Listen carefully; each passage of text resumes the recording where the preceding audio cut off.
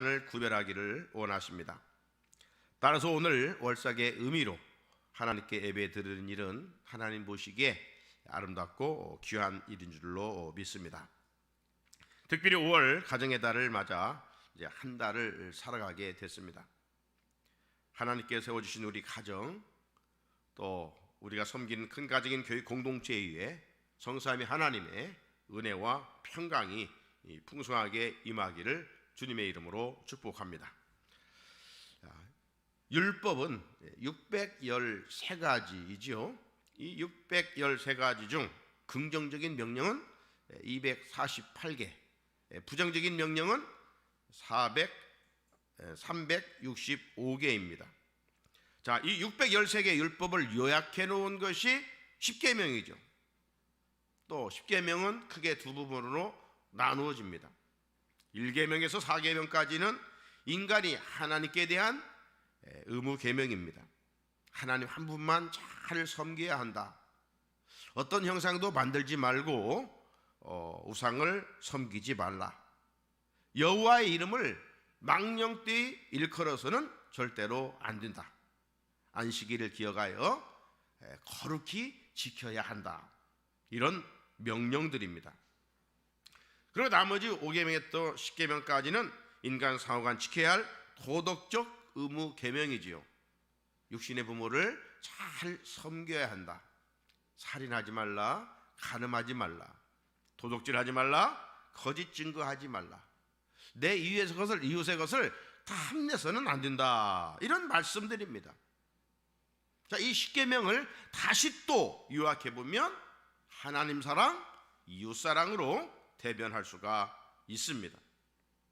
자, 이렇게 수많은 율법을 하나님 사랑과 이웃 사랑으로 요약해 계신 분이 누구냐?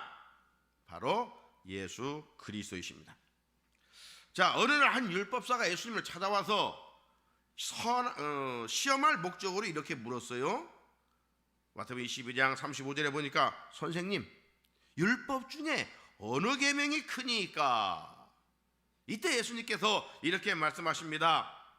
네 마음을 다하고 목숨을 다하고 뜻을 다하여 주 너희 하나님을 사랑하라 하셨으니 이것이 크고 첫째 되는 계명이요.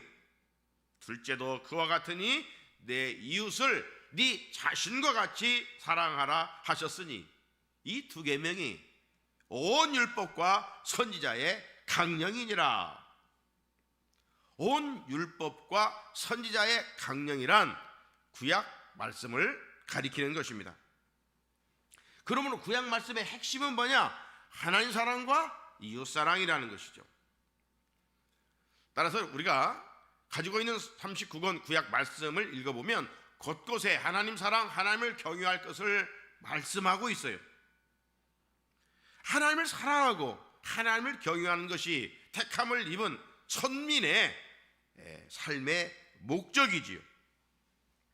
그래서 율법의 재해석서로 불리우는 신명기 말씀을 보게 되면 분명하게 이렇게 선포하고 있습니다. 신명기 6장 5절, 우리가 이른바 쇠마라고 하는, 이스라엘아 들으라, 들으라는 말이 쇠마인데 이스라엘 백성들이 뭘 드려야 되는가? 오늘 정말 들려지는 것이 수도 없는데 우리가 귀를 기울여서 드려야 할 말씀이 무엇인가? 우리가 지난주 토요일까지 말라기 말씀 우리 마쳤는데, 말라기에 만군의 여호와께서, 한 백성의 하나님이 아니라 만군의 주 여호와 하나님께서 무엇을 명하셨는가? 그리고 뭘 우리로 하여금 잘 귀를 기울여서 들으라고 했었는가? 다른 게 아니라 너는 마음을 다하고 뜻을 다하고 힘을 다하여 내 하나님 여호와를 사랑하라. 하나님을 사랑하라. 강조했습니다. 신명기 11장 1절에도 보면 그런즉 네 하나님 여호와를 사랑하여 그가 주신 책무와 법도와 규례와 명령을 항상 지키라. 여러분, 대인과 관계 속에서 정말로 사랑하면 그 사람의 말을 기울여요. 그리고 어떻게 해서든지 힘들지만 지키려고 애를 써요. 감각을 깨트리면 아무리 좋은 말을 해도 들리지도 않고 들으려고 하지도 않지요. 그가 상급자인데 어떤 명령해도 듣는 둥 마는 둥 하면서 지키려고 애를 쓰지 않죠. 부득이 할 수밖에 없는 것이죠. 하지만 사랑하면 달라요. 사랑하면 달라요. 신앙생활 속에서 하나님을 사랑하는 깊이가 깊어지면 헌신도도 달라지고 대인관계도 달라지는 것이죠. 여호와를 진실로 사랑할 때 그분의 법도와 규례와 율례를 명령을 잘 지킬 수가 있습니다. 구원받는 우리 그리스도인의 삶의 우선순위는 두말할 것도 없이 하나님 사랑입니다. 이게 첫 단추를 잘 깨는 일입니다. 하지만 여기서 멈춰버리면 안 돼요. 오늘날 적지 않은 그리스도인들이 교회 공동체 안에서는 나름 하나님을 잘 섬기는 모습이 보여요. 한국교회의 이제까지의 모습이 아닌지도 모르겠어요. 그런데 문제는 뭐예요? 어란의 캐서리처럼 교회 안에서만 예수의 냄새, 예수 잘 믿는 것 같은 예수의 제자 같은데 문제는 삶의 자리죠. 구약은 하나님 사랑만, 수직적인 사랑만 말씀하고 있는 것이 아니라 수평적인 사랑을 말씀하고 있어요. 우리 십자가가 바로 수직과 수평 아닙니까? 이게 온전한 사랑입니다. 즉 하나님 사랑, 이웃 사랑이에요. 하나님 사랑은 반드시 물의 흐름에 물의 속성은 흐르는 것이죠. 고이는 물은 썩는 거예요. 그런 것처럼 하나님의 진정한 사랑이 내 안에 있는 사람은 이웃사랑으로 흘러가게 되는 것이죠. 그래서 레위기 19장 18절에 원수를 갚지 말며 동포를 원망하지 말며 네 이웃사랑하기를 네 자신과 같이 사랑하라. 나 여호와이니라. 이렇게 말씀하셨어요. 언젠가도 말씀드린 것처럼 서강대 교수가 우리 민족의 흐르는 피는 원수를 갚는 거라고 그랬어요. 대표적인 것이 이제 전설의 고향인데 그 우리나라 그 전설 속에 내려오는 그 민족성이 뭐예요? 아버지의 그 원수는 자녀가 갚아야 되는 거예요. 원수를 갚아야 되는 거예요. 어찌 우리 민족성만 그렇겠어요? 세계 모든 것들이 보면 이 원수를 갚는 보복성의 원리가 있잖아요. 그러나 우리 하나님은 그렇게 명하지를 않았습니다. 하나님의 백성은 원수를 갚아서는 안 된다는 것입니다. 우리 예수님도 우리가 2년 전에 산상수훈 말씀을 함께 나누었는데 산상수훈 마태복음 5장 44절에 뭐라고 말씀하고 있습니까? 너희는 원수를 사랑하며 박해자를 위하여 기도하라. 참 힘든 말씀이죠. 우리의 힘으로는 할 수 없어요. 세상은 다 내 힘으로 하려고 하는 것이죠. 그러니까 결국 동기는 좋았어도 과정과 결과는 피 흘리는 것밖에 없어요. 하지만 우리는 우리의 힘으로 할 수가 없어요. 그래도 늘 성령 하나님의 은혜를 간구하는 것이죠. 성령 하나님의 도움이 없이는 우리 인간의 본성이 감춰진 발톱처럼 드러날 수밖에 없어요. 어떻게 원수를 사랑해요? 성령이 그 순간 간구할 때 내 영으로 충만하게 채워지면 할 수 없는 것을 그분의 힘으로 하게 하시는 것이죠. 여러분 아이들 뭐 2명이 이거 2-3살짜리가 이거 어떻게 들겠어요? 그렇지만 아빠의 도움을 입으면 옮겨지는 거예요. 우리는 약하지만 성령 하나님의 도우심을 입을 때 할 수 있는 것이죠. 또 하나님의 백성은 동포를 원망해서도 안 될 뿐만 아니라 적극적으로 이웃 사랑하기를 네 자신과 같이 하라. 우리가 얼마나 우리 자신을 사랑합니까? 아주 이기적이잖아요. 나밖에 모르는 존재잖아요. 네가 너를 사랑하는 것처럼 이웃을 사랑하라 말씀하십니다. 이것이 율법의 내용이요 정신입니다. 하나님 백성들의 삶의 스타일이 되어야 된다는 것입니다. 그래서 하나님은 택한 백성들 공동체 안에서 연약한 자, 약자인 고아와 과부와 나그네들을 돌보고 필요를 채워줄 것을 말씀하셨습니다. 구약 율법의 핵심은 한마디로 하나님 사랑, 이웃 사랑입니다. 자, 그런데 오늘 본문에서 예수님은 제 아들에게 구약의 율법을 근거해서 사랑하라 이렇게 말씀하지 않았어요. 우리가 잘 알고 있는 이 요한복음 13장 34절의 말씀은 새 계명입니다. New Testament, 새 계명. 새 계명을 너희에게 주노니. 구약에 지금 율법이 있잖아요. 그 율법에도 이미 사랑하라 네 자신과 같이 말씀했잖아요. 그럼 예수님이 내가 율법의 말씀을 가지고 너에게 명하노니 이렇게 말씀할 수 있어야 되는데 예수님은 새 계명을 너희에게 주노니 이렇게 말씀하고 있어요. 예수님이 말씀하신 사랑은 새로운 사랑의 패턴 말씀이 실상 아닙니다. 앞에 언급한 것처럼 구약 율법에도 네 자신과 같이 사랑하라 말씀이 있어요. 그런데 예수님은 제 아들에게 액계명 율법의 근거에서 말씀하신다고 하지 않으시고 새 계명이라고 말씀하셨어요. 왜 이렇게 말씀하셨을까? 이제 사랑의 동기, 사랑의 표준이 이제는 예수님 자신이기 때문에 그렇습니다.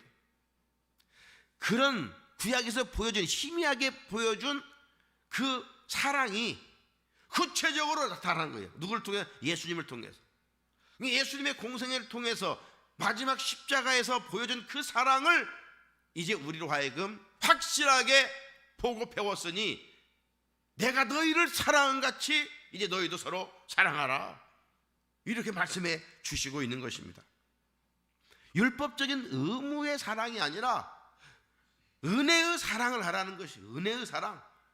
우리가 주님의 은혜를 풍성히 입었잖아요. 그 입은 은혜를 이제 갚으라는 것입니다. 이런 면에서 예수님의 사랑은 앞에 언급한 레위기 19장 18절 율법 조항을 복음 안에서 더 새롭게 의미를 가져온 셈입니다. 그렇다면 우리가 육신에 속한 사랑을 해서는 안 되겠죠. 육신의 사랑의 특징이 뭡니까? 자중심의 사랑이고 이기적인 사랑입니다.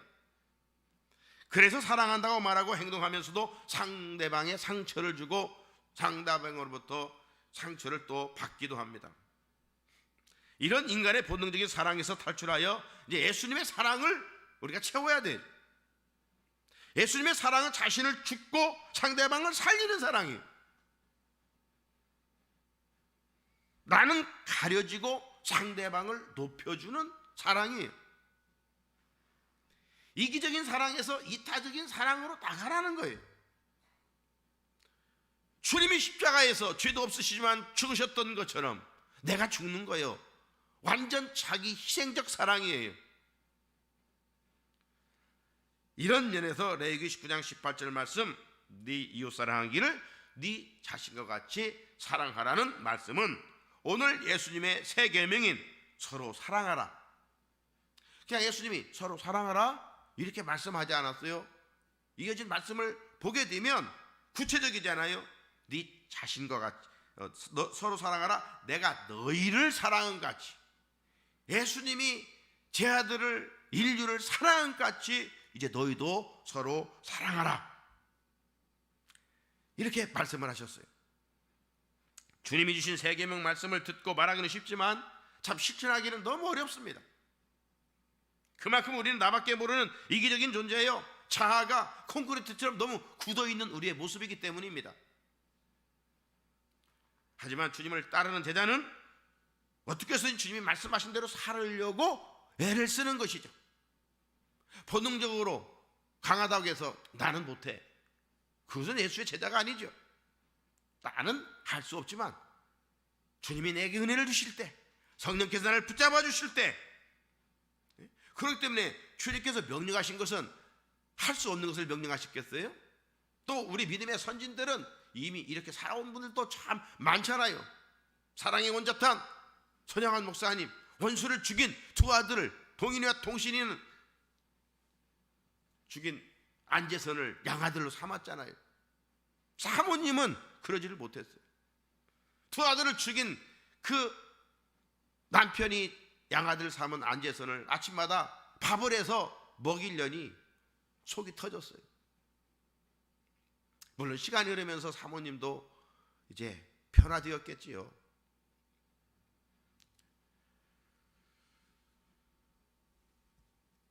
어려운 문제도 공식에 대입하면 풀 수 있는 것처럼 불가능해 보이지만 성령의 은혜 속에 우리는 할 수가 있어요. 어떻게 정말 할 수 있을까? 다른 게 없어요. 내 안에 주님의 사랑을 채우는 겁니다. 주님의 사랑. 우리 기독교는 하나님의 사랑 아니에요? 하나님 사랑으로 채워주십시오. 자동차에 기름을 채운 만큼 멀리 갈 수가 있지 않습니까? 이처럼 내 안에 주님의 사랑으로 가득 채우면 이기적인 사랑은 빠져나가요. 그리고 예수님의 능력으로 원수까지도 사랑할 수가 있습니다. 핍박자를 위해 기도할 수도 있어요.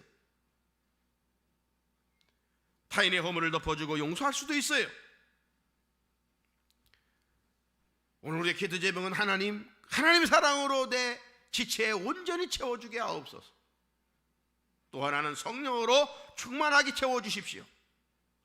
성령 충만하면 내 힘이 아닌 영적 권세로 살 수 있기 때문입니다. 성령 충만하면 하나님의 지배를 받으며 행동할 수 있기 때문입니다. 에스겔의 말씀처럼 발목과 무릎 정도의 그런 물 깊이에서는 내 마음대로 행동할 수가 있어요. 하지만 허리 깊이 그 이상의 물에 잠기면 내 마음대로 할 수가 없어요. 물의 지배를 받게 됩니다. 그러니까 성령의 지배를 받으면 내 육신의 생각대로 살 수가 없어요. 하나님의 말씀에 이끌려 살아요. 쇳덩어리는 좌석에 붙는 그런 속성이 있잖아요. 성령의 차석에 우리가 끌릴 수밖에 없는 것이죠. 똑같은 원리로 우리가 주님의 사랑으로 성령으로 채우면 주님의 지배를 받아 행동하게 됩니다. 그 결과 주님이 말씀하신 대로 세계명을 따라 주님의 사랑을 실천하면서 살 수가 있습니다. 자, 그러면 5월 가정의 달을 살아가면서 구체적으로 누구를 사랑해야 할까? 누구를 사랑해야 될까? 두 가지만 오늘 말씀드립니다. 첫째는 가족을 사랑해야 돼요. 가족을 사랑해야 한다니까, 아니 가족 사랑하지 않는 사람이 있어? 이렇게 반문할 수도 있어요. 정말 성공한 사람은 사회적으로 어떤 출세한 사람이 아니에요. 어떤 세상 학위를 가지고 있는 사람도 아니에요. 정말 성공하고 행복한 사람 누구냐? 나는 가족을 사랑합니다라고 진솔하게 고백할 수 있는 사람입니다. 그런데 의외로 가족 간에 금이 가고 가족을 사랑하지 않는 이들이 많습니다. 가족들 간에 보이지 않는 담을 쌓고 사는 이들이 많습니다. 가족들로부터 이렇게 저렇게 상처를 받고 살고 있기 때문입니다. 이 가정이란 공동체에서 가족들끼리 사랑하며 섬기며 지내하는데 그렇지 못합니다. 의로 겉모습은 태어나고 문제없는 것처럼 보이지만 내면을 깊이 들여다보면 심각할 정도로 문제들이 있습니다. 살다 보면 가족들이 언행으로 상처 줄 수도 있겠지요. 어제 어린이 주일을 자녀들을 생각하면서 예배를 드렸습니다마는 우리 부모들이 함부로 말해서 잔소리같이 자녀들을 위한다고 하지만 그들에게는 큰 상처로 자리 잡고 있어요. 문제는 상처가 우리가 주고 받고 어디서나 살 수 있지만 그 상처가 너무 깊어지면 안 된다는 것입니다. 골마 터지기 전에 해결해야 됩니다. 사후 약방문이란 말이 있잖아요. 가정이 깨어지는 소식이 점점 들려오는 오늘의 현실입니다. 그 이유는 어디에 있습니까? 가족들 간에 이기적인 사랑이 가득하기 때문입니다. 가족에서조차 나밖에 모르는 사랑, 나 중심의 사랑, 이제는 이 독소를 빼내야 됩니다. 우리 몸의 독소를 빼내지 않으면 죽는 것처럼 우리의 이기적인 사랑을 빼내야 돼요. 사랑하는 성도 여러분, 5월 가정의 달을 맞아 우리의 가정의 모습은 어떻습니까? 가족들끼리 정말 사랑을 나누는 따뜻한 공간입니까? 겨우 식구들끼리 모여 밥만 먹는 공간입니까? 아니면 잠만 자는 여관과 같은 기능을 하는 곳입니까? 이러면 안 되겠지요. 그렇다면 가족끼리 서로 사랑하고 섬기기 위해서는 어떻게 해야 할까요? 뭐 여러 가지 이유가 있겠지만은 먼저 자기 역할을 잘하는 것입니다. 자기 역할을 잘해야 돼. 가정의 중심인 남편과 아내의 역할을 잘 해야 됩니다. 이 역할이 무엇입니까? 남편은 주께서 교회를 사랑하듯 아내를 사랑하고, 아내는 남편의 말을 주께 말씀에 순종하듯 순종하고 복종하는 거예요. 그런데 사랑과 복종의 관계가 흔들리고 있어요. 부부의 자기 역할을 잘해야 돼요. 부모와 자녀 역할을 잘해야 돼요. 부모는 자녀를 하나님의 말씀으로 잘 양육하라고 그랬어요. 그리고 자녀는 주 안에서 너희 부모를 공경하라고 그랬어요. 하나님을 섬기는 그 마음으로 육신의 부모를 섬기라는 거예요. 가정에서 이렇게 자기 역할들을 잘한다면 그 가정이 어찌 아픔이 있겠으며 고통이 있겠습니까? 어찌 나밖에 모르겠습니까? 자기 역할들을 잘해야 돼요. 그리고 어떤 사람이 우리가 궁금해서 물어보면 이런 평가를 듣는 경우가 있어요. 사람은 좋은데 물론 사람도 좋고 상품도 줘야 됩니다. 그런데 능력이 없으면 또 문제입니다. 성품도 좋고 능력도 갖춰야 돼요. 가족들은 기본적으로 가정에서 말씀이 지향하는 자기 역할을 잘 해야 됩니다. 그럴 때 가정은 에덴 동산이 되어서 기쁨과 감사와 행복이 넘치게 됩니다. 그래서 어떤 사람들 보면 가족에게는 그냥 함부로 말하는데 그냥 다른 사람에게는 입에 침이 마르도록 잘하는 사람들이 있어요. 뭐가 잘못된 거 아니에요? 가족을 함부로 해서는 안 돼요. 정말 사랑해야 할 사람을 함부로 해서 상처를 주면 안 돼요. 가장 가까운 이웃은 가족입니다.